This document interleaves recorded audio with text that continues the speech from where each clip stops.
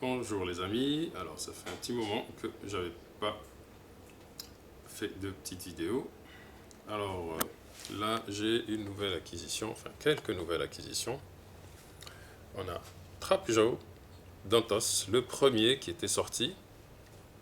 Et finalement, apparemment ça doit être une nouvelle édition.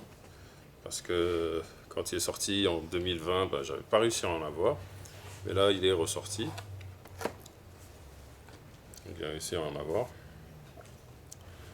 Donc c'est ça. Quand il était sorti, il y avait quelques personnages qui étaient disponibles, mais pas ceux-là. Donc toute une histoire. Bien entendu, les prix ne sont pas les mêmes. Quand ils étaient sortis, ils coûtaient dans les 14 $. Là, quand ils sortent maintenant, ils coûtent dans les 25 $. Voilà. Donc, on a donc Trapjo. Donc dans la collection des tout débuts, là. Des Origin. Et là, on a dans la collection des serpents, on a Terroir, on a Reptilax, on a Origin Viper et on a Lord Grasp. En tout cas, des noms bizarres, mais c'est pas grave.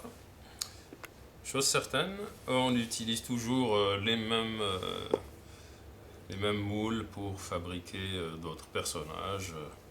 Comme là, on voit la comparaison que le bras de Trapjo, là, il a été réutilisé pour lui. Donc c'est sûr que faut qu'ils exploitent les moules au maximum. Comme lui, par exemple, on voit que c'est les mêmes pieds. Lui, j'ai oublié le nom du personnage qui avait ça, en tout cas.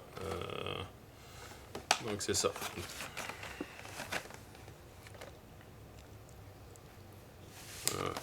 Là, on peut le voir qu'ils sont en train de faire la publicité de la collection, la Cartoon Collection. Donc on a quand même de beaux dessins qui accompagnent les séries.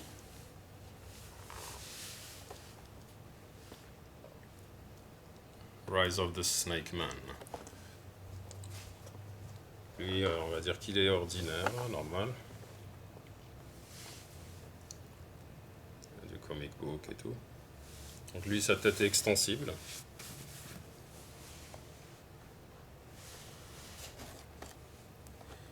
On voit le dessin, c'est quand même de la belle qualité.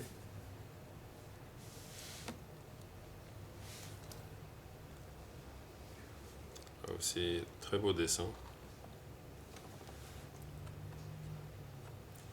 Donc, Rise of the Snake Man.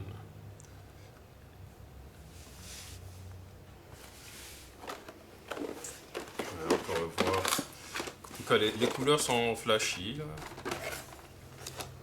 Et on voit les dessins des serpents un peu partout. Serpent ici, serpent là, et serpent là. Comme toujours, il y a des livres qui accompagnent ces figurines. Et je vous donne rendez-vous après avoir ouvert les boîtes. Merci.